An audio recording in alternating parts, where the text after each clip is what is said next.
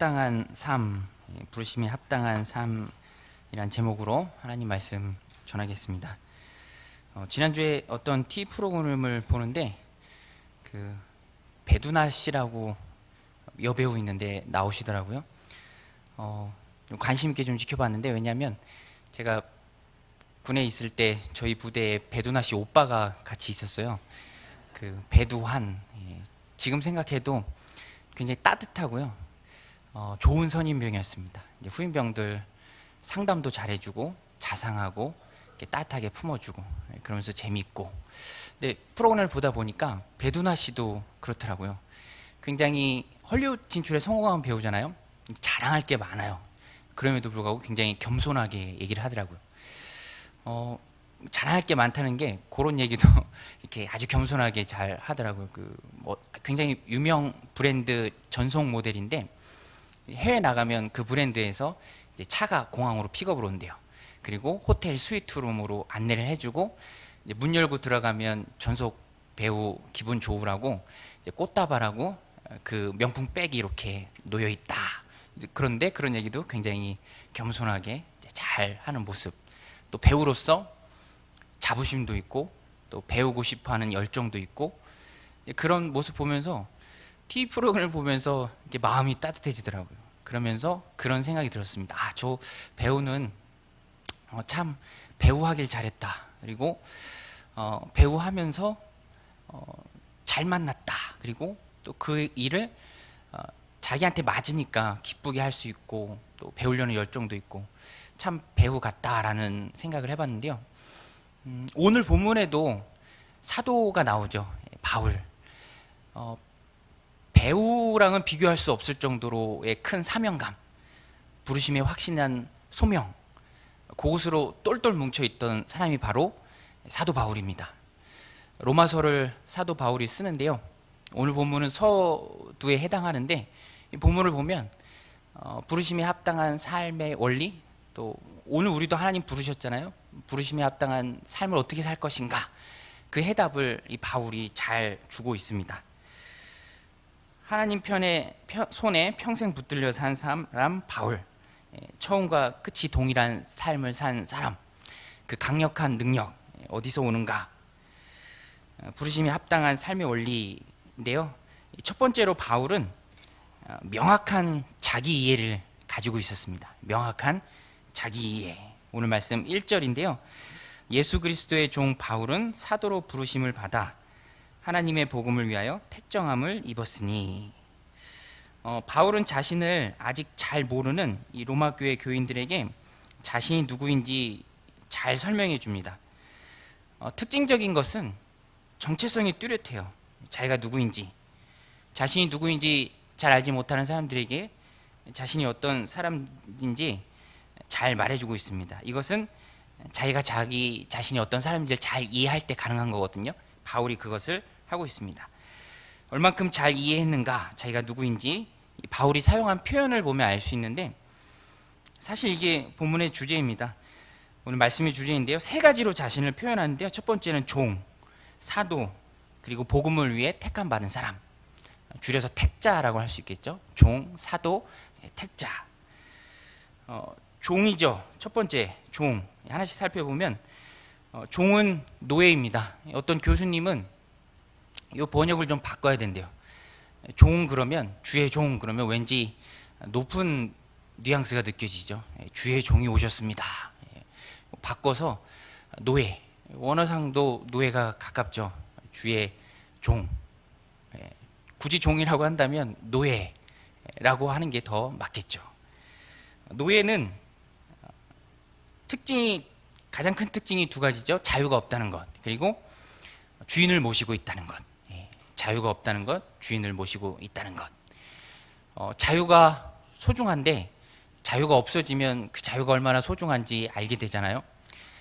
남성분들은 이제 군대 다녀오셨으니까 자유가 없는 군대에 대해서 잘 알죠. 저도 자유가 없는 것을 참 실감했는데요. 훈련소 때 힘들었던 게 옷 갈아입는 거.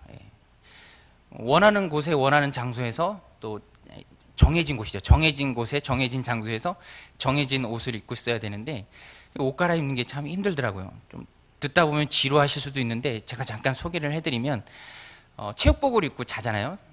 생활복을 입고 활동복을 입고 자는데 이제 점호가 되면 전투복으로 갈아입고 또 마침 그날이 휴일이다 그러면 다시 점호 끝나고 체육복으로 갈아입습니다. 이제 저녁쯤 돼서 근무를 그날 서게 되면 근무자 신고할 때는 전투복으로 다시 갈아입고요.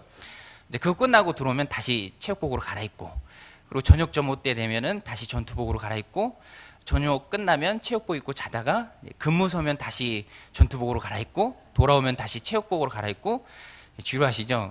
그러고 다시 이제 전투복 입고 근무 서고 옷 갈아입다 시간 다 보내더라고요. 또 저는 근무 서는 게 참 힘들었어요. 저희 부대는 하루 4시간 근무를 서요. 낮에 2시간, 저녁 때 2시간.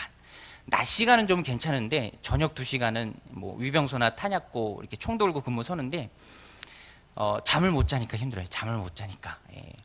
제일 좋은 시간이 10시에서 12시 근무예요. 그거는 이제 점호 끝나고 바로 준비해서 나가면 되니까.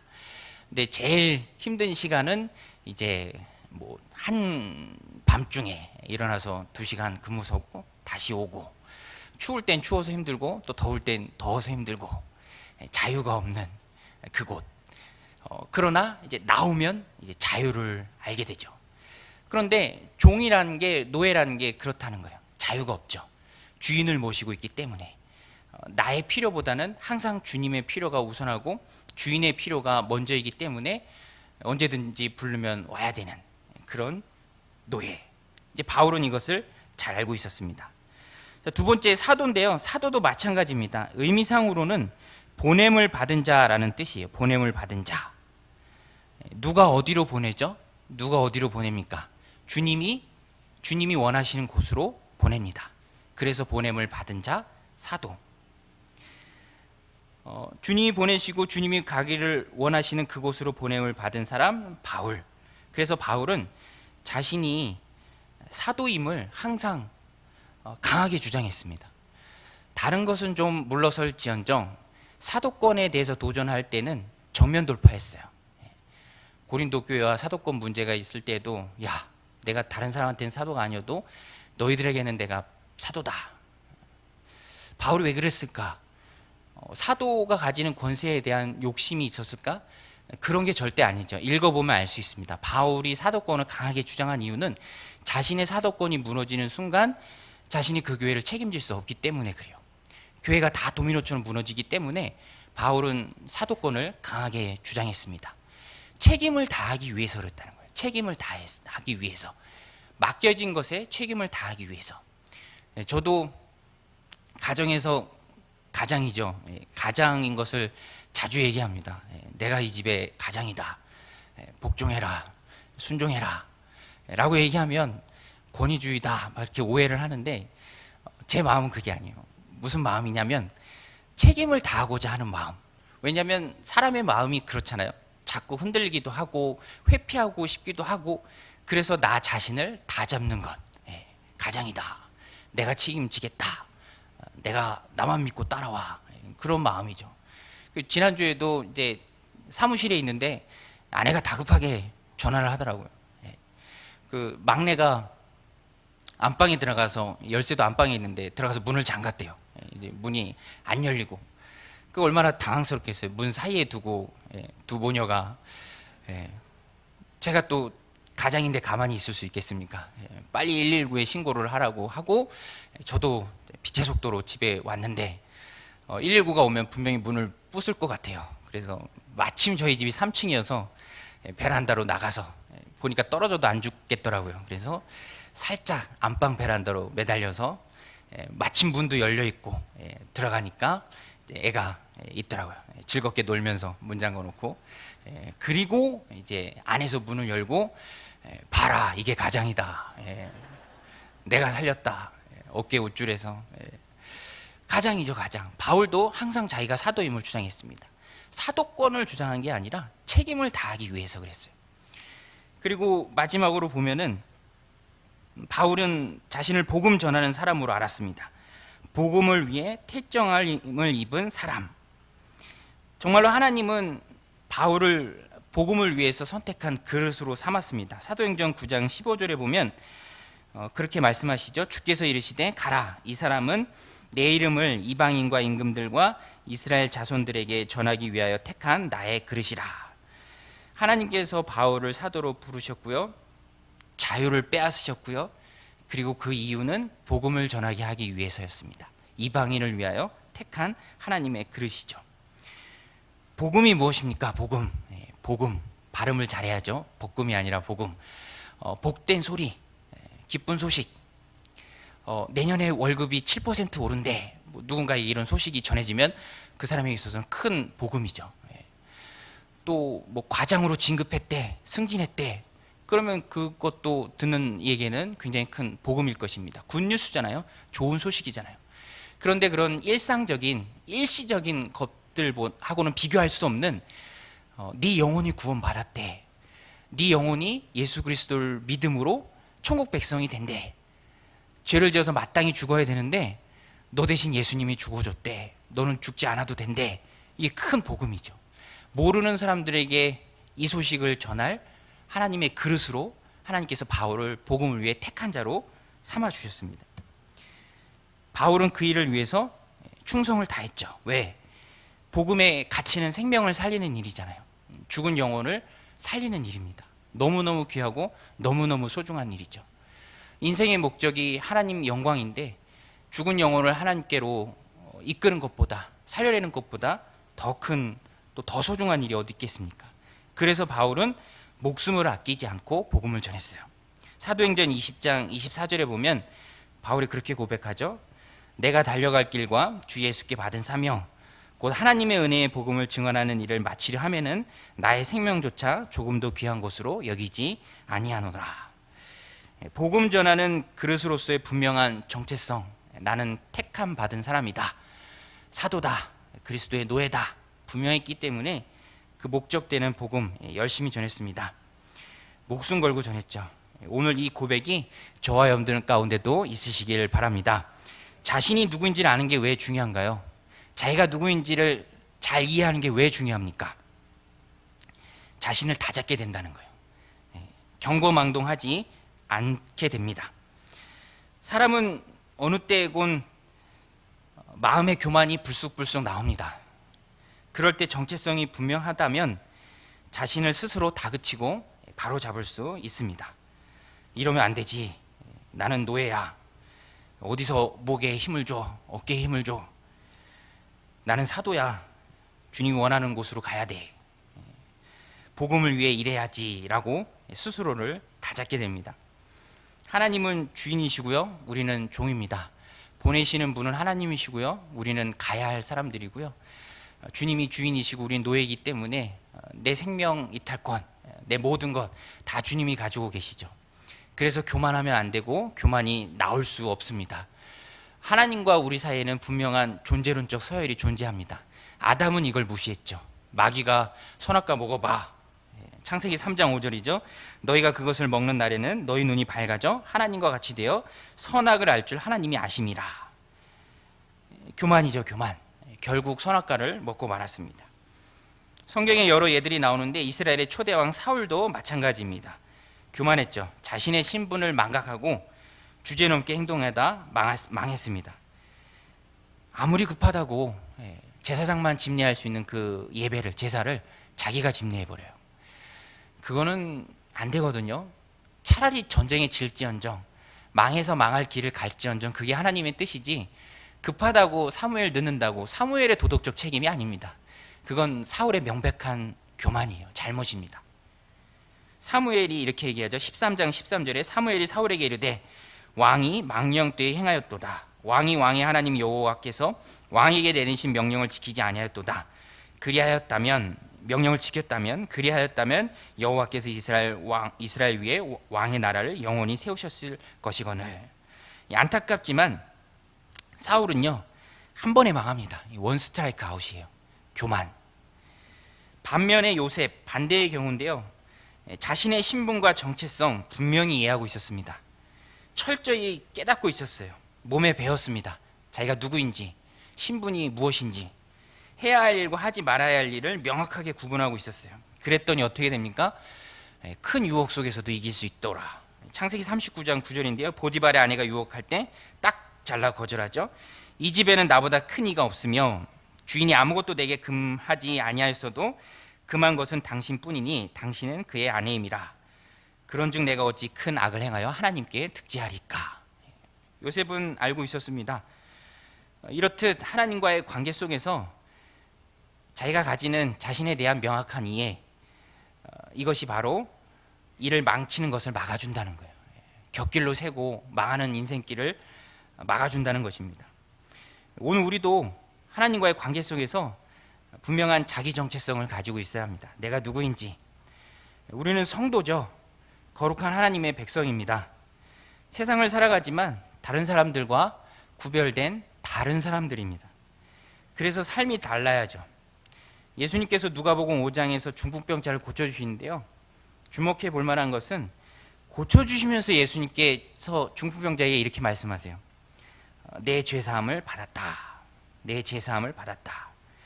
이것은 예수님이 죄사하는 권세가 있는 것을 모든 무리에게 알게 하기 위해서 그렇게 하신 거예요. 그 다음에 내 침상을 가지고 일어나 가라라고 말씀하시면서 육신을 고쳐주십니다. 이렇게 예수님께서 순서를 가지고 하신 이유가 무엇인가? 죄를 사하는 권세가 있는 하나님의 아들이심을 예수님이 사람들에게 알게 하고요. 죄를 사하는 권세가 있는 것에 대한 증거로서 중풍병자를 고치신 거예요. 우리는 예수님의 제자들이죠. 똑같은 모범을 따라야 합니다. 물론 우리가 죄를 사할 수도 없고요. 또 중풍병자를 일으켜 세울 능력도 부족합니다. 그러나 예수님처럼 말과 행동은 일치해야 돼요. 죄를 사하는 권세가 있음을 병고침을 통해서 예수님이 증거로 보여주셨던 것처럼 오늘 우리도 성도로서 거룩한 하나님의 백성으로서 이 세상을 살아갈 때 다른 모습을 내 삶의 증거로 보여주어야 한다는 것입니다. 말과 삶이 일치해야 하는 것이죠. 예수님처럼 증명해 보일 수 있어야 됩니다. 내가 주님의 소유라는 주장에 삶의 순종이 뒷받침되어야 된다는 거예요. 분명한 자기 정체성으로 내 안의 교만이 머리를 들려고 할 때 그 싹을 쳐버리고 나는 그리스도의 노예다. 나는 사도의 사역을 물려받은 사람이다. 복음 전한 사람이다. 늘 기억해야 한다는 것입니다. 이 사실을 늘 의식하고 살아가면 모든 게 감사한 것이죠. 종에게 노예에게 자유도 주시고 주님의 일 할 수 있는 권세도 주시고 먼저 믿게 되어서 복음도 전하게 하시고 그보다 더 기쁜 것이 없죠. 이런 분명한 정체성으로 살아갈 때 하나님께 쓰임받는 능력의 종들이 다 되시길 바랍니다. 두 번째로는요, 바울의 노력을 본문이 말하고 있습니다. 바울의 노력. 바울은 노력파입니다. 열정이 있었어요. 열정. 뜨거운 열정. 무슨 말인가 하면 사명을 이루기 위해 수고하고 애쓴 사람이에요. 보세요. 노예입니다. 자유가 없어요. 복음 전해야 되고요. 그것을 위해 선택받은 사도입니다. 주님이 원하시는 곳으로 가야 해요. 이 일들을 잘하기 위해서 바울은 가만히 있지 않고 자기가 누군지를 아는 것에서 그치면 큰 의미가 없죠. 그 일들을 잘하기 위해서 바울은 불철주야 노력하고 열심히 수고하고 애썼다는 거예요. 어디서 알 수 있는가? 1절에서 개인 인사를 서둘러 마무리하고요. 바울이 곧바로 설명하는 것이 무엇인지를 보면 돼요. 복음을 설명합니다. 복음을 위해 선택받은 그릇이니까 복음에 관해서는 프로페셔널 해야 됩니다. 전문가가 돼야 돼요. 다른 건 몰라도 복음을 가지고 그 영혼을 주님께로 인도할 수 있는 능력이 있어야 돼요. 가르칠 수 있어야 돼요. 복음을 설명하는데 2절에서 4절 보세요. 복음의 진수인데요. 이 복음은 하나님이 선지자들을 통하여 그의 아들에 관하여 성경에 미리 약속하신 것이라. 그의 아들에 관하여 말하면 육신으로는 다윗의 혈통에서 나셨고 성결의 영으로는 죽은 자들 가운데서 부활하사 능력으로 하나님의 아들로 선포되셨으니 곧 우리 주 예수 그리스도시니라. 복음은 복음이즈라고 설명하는 시작하는 바울의 말, 복음의 핵심, 또 그리스도에 관해서 잘 풀어서 설명해 줍니다. 이 내용을 살펴보면요, 성경에 미리 약속하신 건 육신으로는 다윗의 혈통, 영적으로는 부활하신 하나님의 아들이다. 이게 다 복음의 핵심이잖아요. 우리가 믿는 예수님. 우리 덮어놓고 믿는 거 아니잖아요. 예수님이 어떤 분이신지 분명히 알고 믿어야 하잖아요. 로마 교회는 신생교회로서 바울은 아직 가본 적이 없어요. 그러나 그곳에 교회는 생겼는데 아직 잘 모릅니다. 그들에게 바울이 머리에 쏙쏙 들어가도록 잘 가르쳐주고 있는 거예요. 왜 예수님이 그리스도이신가? 구약에 예언되었기 때문에, 예수님께 되어서 이 예언을 이루신 분이기 때문에, 그리고 그 예수님은 육신으로는 다윗의 혈통이다. 이것은 예수님의 인성을 말합니다. 동시에 예수님의 신성도 말하죠. 영적으로는 부활하신 하나님의 아들이다. 그분이 바로 예수님이다. 아직 교리적으로 온전하지 않은 로마 교인들에게 잘 얘기해주고 있습니다. 바울은 주어진 사명을 완수하기 위해 철저히 그리스도를 연구했습니다. 쉽게 말하면 예수 그리스도에 대해 아주 깊은 사람이에요. 그래서 이렇게 쉽게 인사말부터 또 기독교의 기본 진리를 성도들에게 잘 토해낼 수 있는 것입니다. 예수님을 잘 전하기 위한 그릇으로서, 사도로서 잘 쓰임받기 위한 바울의 몸부림이고요, 바울의 큰 노력입니다. 오늘 우리도 이러한 모습이 있어야겠죠. 하나님이 보시고 또 하나님이 아시고 내가 알고 나는 하나님 맡겨주신 그 일들을 잘 이루기 위해 얼마나 이렇게 노력하고 있는가. 유명한 미켈란젤로 일화를 떠올리는데요, 그가 시스티나 성당에 그려진 천지창조, 미켈란젤로가 그렸죠. 이 그림을 꼬박 4년에 걸쳐 그렸답니다. 그리는 동안 힘들었죠. 고개를 뒤로 한껏 제치고 힘겹게 그림을 그리는 그에게 누군가 물었대요. 잘 보이지도 않는 구석의 그림을 그렇게 정성껏 그리나, 꼼꼼히 그리나, 거기까지 그림을 제대로 그렸는지 누가 알겠어, 이렇게 얘기했대요. 그러자 미켈란젤로가 무심하게 대답했답니다. 무심하게, 퉁명스럽게. 내가 알지. 그죠? 내가 알지. 내가 알고 하나님이 안다는 것이죠. 하나님이 맡기신 귀한 직분 얼마나 충성되이 감당했는가, 하나님이 알고 또 내가 안다는 것입니다. 오늘이 9월의 첫 주입니다. 거짓말 같지만 여름이 지나고 가을이 없는 것 같아요. 중간이 없는 것 같아요. 바로 가을이 되었는데, 올 한 해 나는 하나님의 부르심에 합당한 삶을 살도록 얼마나 노력했는가. 한 걸음 더 나아가는 믿음이 우리에게 필요하다고 생각합니다. 한 걸음 더 나아가는 믿음. 우리 로마서 큐티 시작 전에 열왕기 하를 쭉 살펴봤는데, 어떤 왕이 뭘 했는지는 하나님은 크게 관심이 없습니다. 얼마나 성공했는지는. 다만 그가 하나님을 얼마만큼 신실하게 따랐는지에 대해서 성경이 잘 얘기해 주는데, 평가의 기준이 있어요. 성경이 말하는 평가의 기준. 어떤 왕은 그럭저럭 잘 했지만 산당은 없애지 않았더라, 뭐 이렇게 얘기하면서 평가를 합니다. 그런데 하나님을 따르고 하나님 보시기에 정직히 행하는데 한 걸음 더 나아가서 하나님 안 좋게 여기시는 그 상당까지 아주 박살을 낸 선한 왕들이 나오죠. 히스기야, 또 요시야. 그걸 보면서 저는 한 걸음 더 나아가는 모습, 그런 걸 좀 느꼈어요. 여기까지 해도 그럭저럭 괜찮습니다. 쏘쏘해요. 봐줄만 합니다. 그러나 거기서 한 걸음 더 나아가는 거예요. 요시야 같은 경우에는요, 남유다만 개혁한 것이 아니라 옆 동네 북이스라엘까지 가서 여로보암이 만들었던 그 베델에 세워졌던 금송아지까지도 다 철저히 제거하는 모습을 보여요. 한 걸음 더 나아가는 신앙. 사실 바울이 로마서를 쓴 이유도 그거예요. 나중에 로마서를 쓴 이유를 후에 얘기하는데, 야, 이 동네는 일할 데가 더 없어. 내가 싹 다 돌았거든. 지금 로마서를 바울이 쓰는데 쓰고 있는 장소는 3차 전도여행 마치고 고린도에서 겨울에는 항해를 못하니까 과동하면서 로마서를 쓴 거예요. 그리고 그 로마서를 쓴 이유는 내가 로마로 갈게. 그때 너희가 좀 날 좀 도와줘. 이곳에는 내가 이제 더 이상 할 일이 없어서 나는 서바나, 스페인이죠. 그곳으로 가서 좀 일을 하려고 해. 한 걸음 더 나아가려고 해. 너희가 그 일에 좀 도와줘야겠다. 서바나 선교의 전초기지가 되어주렴. 요 말을 하기 위해서 바울이 로마서를 쓴 거예요.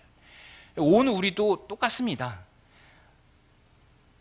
잘 하고 계시고요. 또 잘 할 건데 거기서 한 걸음 더 나아가는 모습. 한 걸음 더 나아가서 바울이 지금까지도 여기서 많은 일을 했지만 거기서 만족하지 않고 서바나를 품고 라틴어권 선교를 시작하겠다라고 말하는 것처럼 오늘 우리도 한 걸음 더 나아가는 것이죠. 내가 누구인지 정체성을 깨달았다면, 또 날 부르신 하나님의 목적을 깨달았다면, 그리고 그 목적을 이루기 위해 내가 지금 노력을 하고 있는지, 어느 만큼 대가를 지불하고 있는지 우리는 스스로에게 질문해 봐야 합니다. 저도 이 말씀을 준비하면서 약간 부끄러운 마음도 들었고요.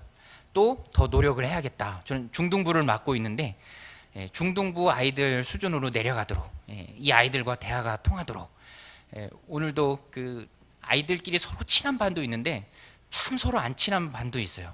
오늘은 마침 또 아이들이랑 나갈 기회가 있어서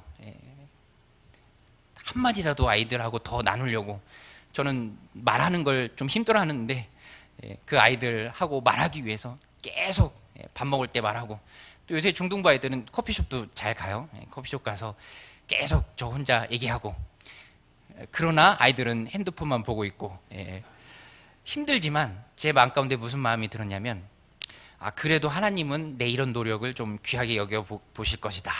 열매는 잘 안 보여요. 열매는 안 보이고, 아이들이 다 학교도 틀리고, 또 중등부 되면 아이들이 막 요새는 좀 분위기가 바뀌어서 괜찮은 아이들도 있는데, 그 어떤 책에 보니까 인류의 적이 사춘기라고 하더라고요. 그 아이들. 그렇지만 하나님은 좀 귀하게 보실 거다라는 그런 마음으로 좀 스스로 위로를 삼았는데, 오늘 우리도 그렇죠. 뭐 열매가 금방 있을 수 있겠습니까? 없죠. 그러나 그 노력, 그 몸부림, 내가 로마로 갈게, 너희가 좀 날 도와줘라 라고 이렇게 편지까지 보내서 하는 이 모습을 하나님이 보시고요. 또 오늘 우리도 그 일들을 잘하려고 몸부림칠 때 그 모습을 하나님께서 귀하게 보실 줄로 믿습니다. 할렐루야. 오늘 말씀 5절의 세번역 성경은 이렇게 되어 있습니다. 우리는 그를 통하여 은혜를 입어 사도의 직분을 받았습니다. 그것은 우리가 그 이름을 전하여 모든 민족이 믿고 순종하게 하려는 것입니다. 이것이 오늘 바울이 받았던, 또 오늘 우리가 해야 할 분명한 삶의 목표죠. 바울은 분명한 정체성과 목표의식을 가지고 있었습니다. 또 바울은 모든 민족을 예수의 이름 앞에 무릎 꿇게 하려는 그 목표를 이루기 위해 또 나아갑니다. 바울이 살리는 일에 목숨을 건 것처럼 오늘 우리도 생명 살리는 일에 우리의 인생을 드리는 능력의 종들이 다 되시기를 주님의 이름으로 간절히 축원드립니다. 우리 같이 찬송가 323장 부르시겠습니다.